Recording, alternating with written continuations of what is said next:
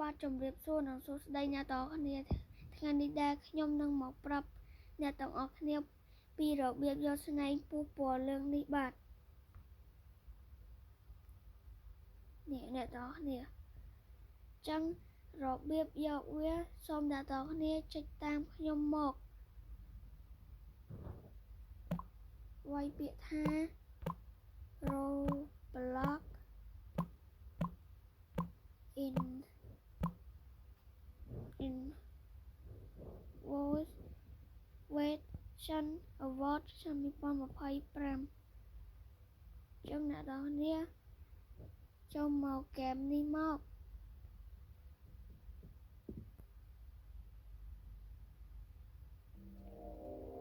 ចឹងអ្នកទាំងអស់គ្នានៅពេលដែលអ្នកទាំងអស់គ្នា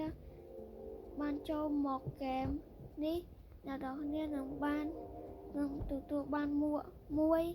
ហើយអ្នកទាំងអស់គ្នាចុចចេញវិញហើយចូលមកម្ដងទៀតអ្នកទាំងអស់គ្នានឹងទទួលបានស្នែងនេះហើយ